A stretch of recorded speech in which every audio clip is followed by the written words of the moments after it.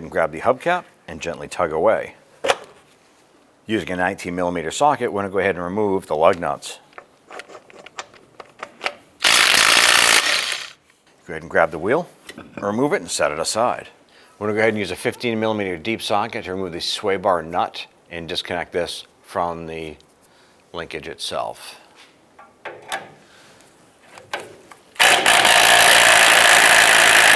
Our end link joint was spinning with the nut and the shaft, so we put a 15mm wrench on here and we put a 6mm socket and ratchet on the other end here. So we can go ahead and try and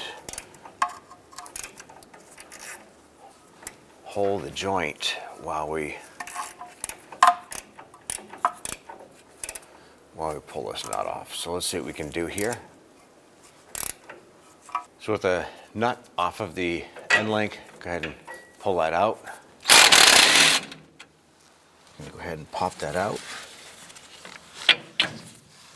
Go ahead and get our lower link installed here. Get that nut started.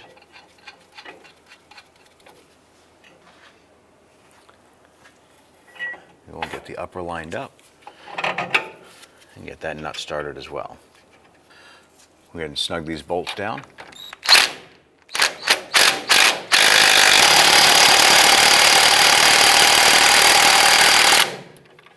I'm going to go ahead and torque our sway bar end link bolts to 32 foot-pounds. Go ahead and repeat for the lower bolt.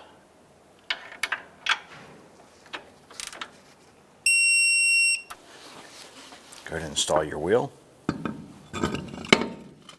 Go ahead and get all your lug nuts started by hand. Go ahead and snug these down.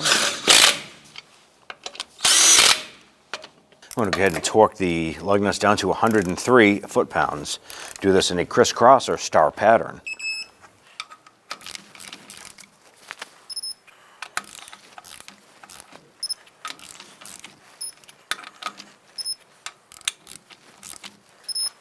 If your vehicle has a wheel cap, you want to pay attention and check for any notches in the cap.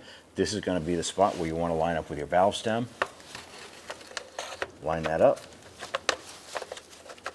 Press it on.